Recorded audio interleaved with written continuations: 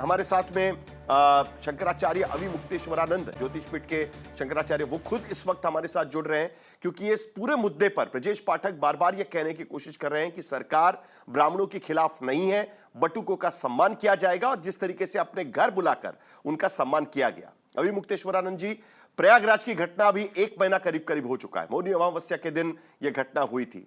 मुख्यमंत्री सदन में बयान उन्होंने दिया हुआ है। अब जैसे मैंने कहा कि ब्रजेश पाठक उप मुख्यमंत्री 100 बटुकों का सम्मान करते हैं, आप कैसे देखते हैं इस पूरे मामले को? क्योंकि ब्रजेश पाठक कहते हैं कि चोटी का सम्मान होना चाहिए। कि इसके कई कोण हैं। पहला कोण तो यह है कि भारतीय जनता पार्टी में 2 विचारधारा है, ये स्पष्ट हो रहा है। एक व्यक्ति अत्याचारी प्रकृति का है, दूसरा जो है अत्याचार के पक्ष में नहीं है, ये निरूपित होता है इससे। दूसरे ये निरूपित होता है कि जो घटना करवाई गई है उस घटना का व्यापक प्रभाव हो रहा है, जिससे पार्टियों को डर लग रहा है।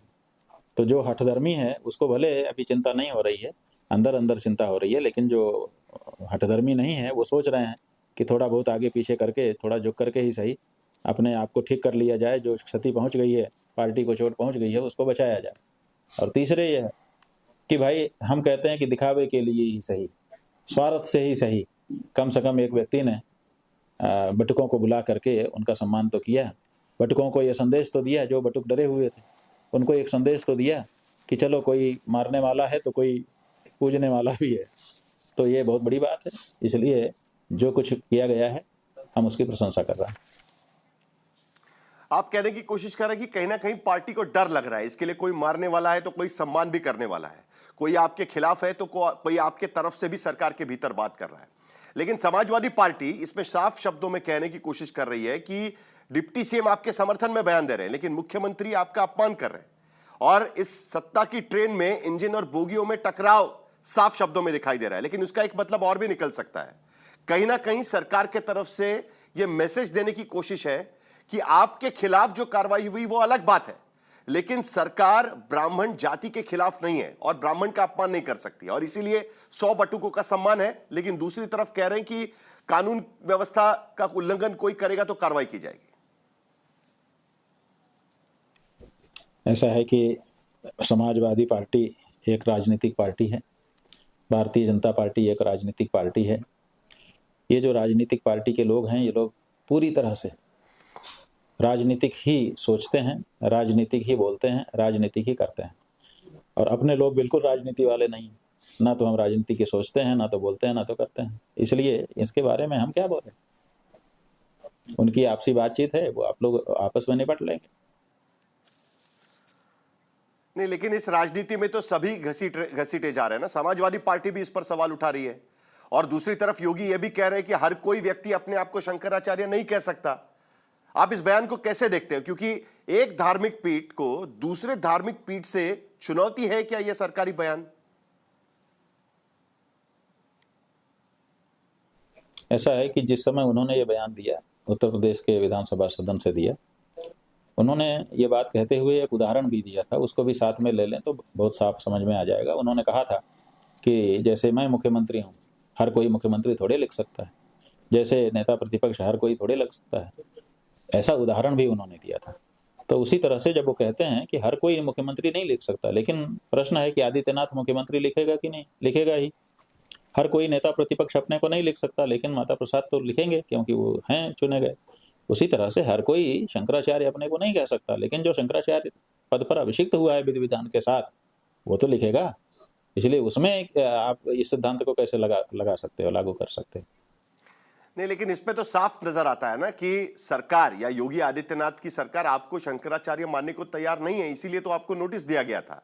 लेकिन दूसरी तरफ अब समाजवादी पार्टी कह रही है कि सीएम योगी को योगी वो नहीं मानते, उन्हें धर्म विरोधी कह रहे हैं। आप इसे किस तरीके से देखते हैं? क्या आप मानते हैं कि जिस दल की सरकार में आपके ऊपर लाठीचार्ज किया गया था, क्योंकि समाजवादी पार्टी के समय भी इसी तरीके से आप पर लाठीचार्ज हुआ था और तब आपकी तस्वीरें भी हमने देखी थी, क्या सिर्फ राजनीतिक फायदे के लिए धर्माचार्यों के उत्पीड़न का सवाल समाजवादी पार्टी भी यहां पर खड़ा कर रही है? योगी जो कर रहे हैं वो कर रहे हैं, लेकिन समाजवादी पार्टी भी राजनीति कर रही है। देखिए, राजनीतिक लाभ के लिए अगर वो उत्पीड़न पर सवाल खड़ा करें तो इसमें खराबी क्या है? हर व्यक्ति लाभ के लिए काम करता है, जो राजनीतिज्ञ है वो राजनीतिक लाभ के लिए काम करता है। लेकिन वो जो बात उठा रहा है वो सही है कि गलत, इतना ही तो सोचना है। तो ऐसी परिस्थिति में अगर वो सही प्रश्न उठा रहे हैं तो केवल राजनीतिक लाभ के लिए उठा रहे हैं, इसके लिए हम उनको गलत गलत कैसे कह सकते हैं?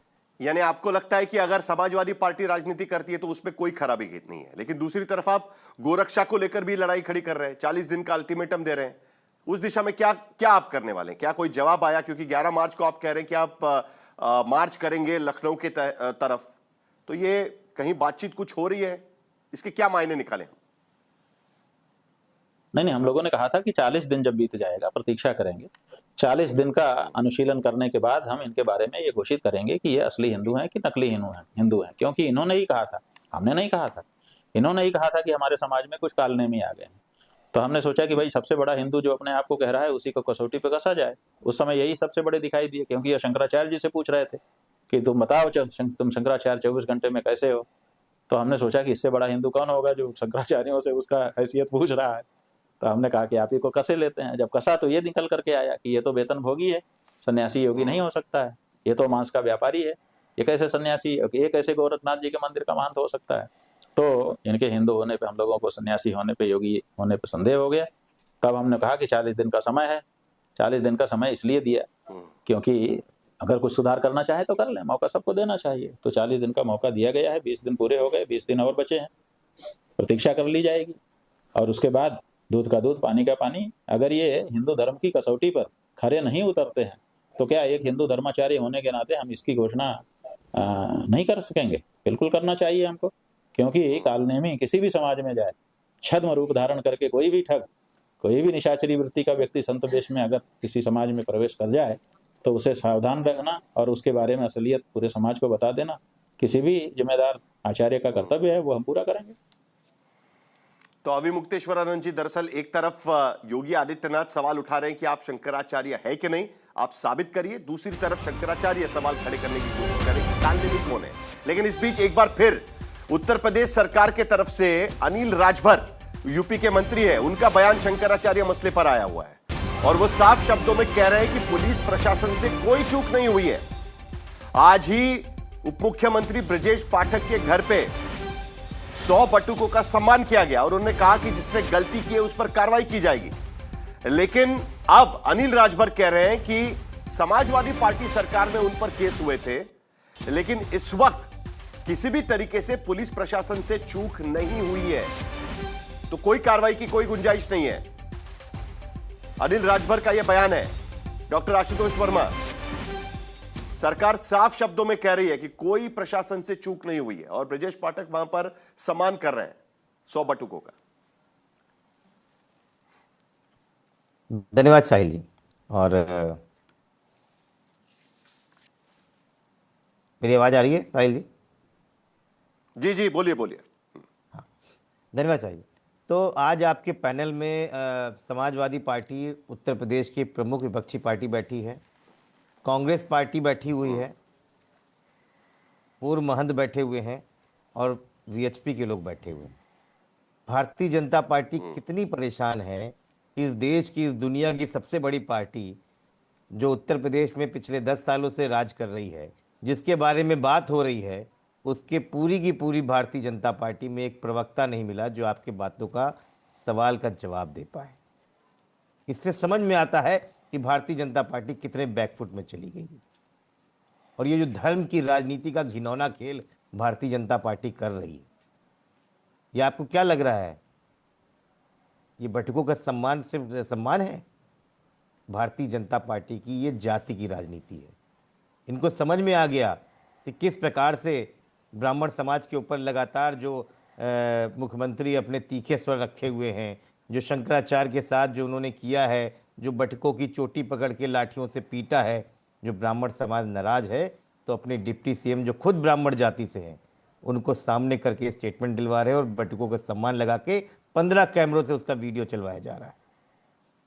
आज भारतीय जनता पार्टी डरी हुई है। उत्तर प्रदेश में कोई भी समाज उनके साथ नहीं है। आज ये ग्राम पंचायत का चुनाव नहीं कराने की स्थिति में है।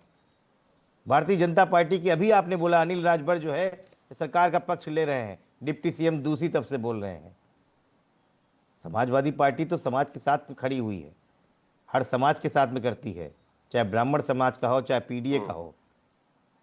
राजनीति करना हमारा धर्म है, हम धर्म की राजनीति नहीं करते हैं। भारतीय जनता पार्टी ने इस पूरे समाज को, हिंदू मुसलमान में, अगड़े पिछड़े में, दलित और ब्राह्मणों में, ब्राह्मणों और क्षत्रियों में लड़ा लड़ा के अपने अपना उल्लू सीधा करने का काम कर रही है। ये उत्तर प्रदेश की आशुतोष वर्मा जी, एक चीज तो मैं भी देख रहा हूं पिछले एक महीने से।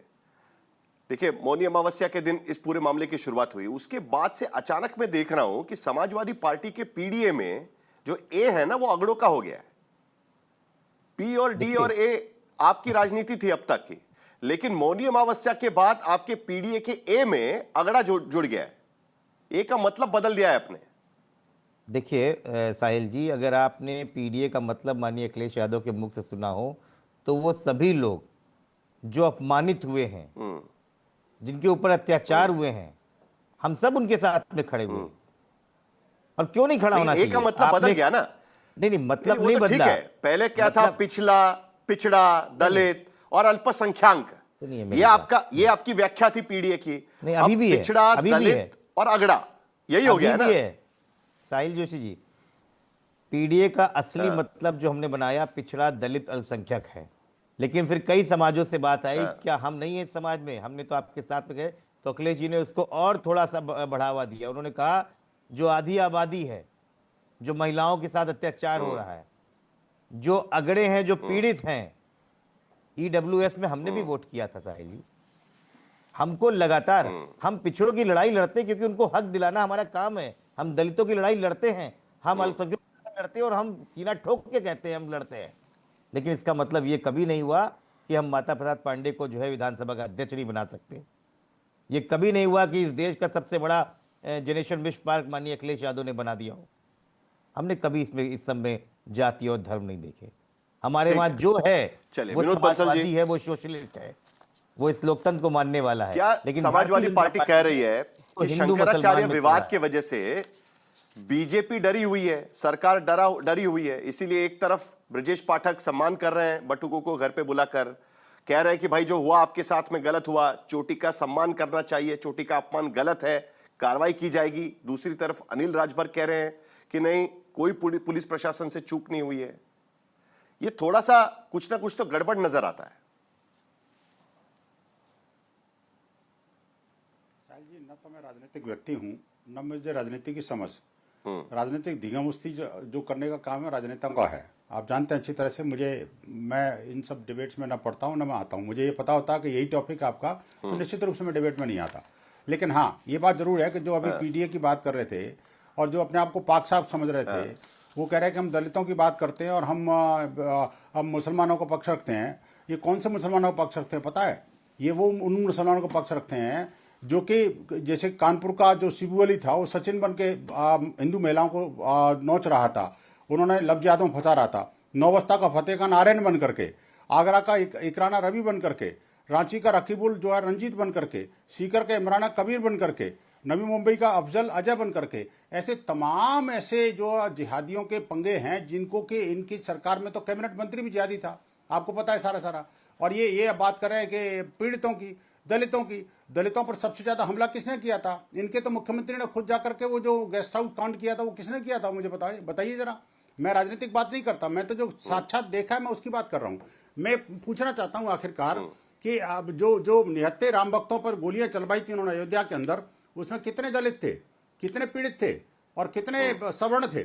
ये जो देखो, ये जो हिंदू समाज को बांटने काटने छांटने की जो प्रवृत्ति है, मनोवृत्ति है, उसको छोड़ना पड़ेगा इनको। अब पूज्य संतों के ऊपर आघात जो है ना, कौन कट कर रहा है आज की स्थिति करेगा और न ही हिंदुओं पर आघात स्वीकार। चलिए विनोद बंसल जी, राजनीतिक बात नहीं करते हैं। विनोद बंसल, चलिए राजनीतिक बात नहीं करते।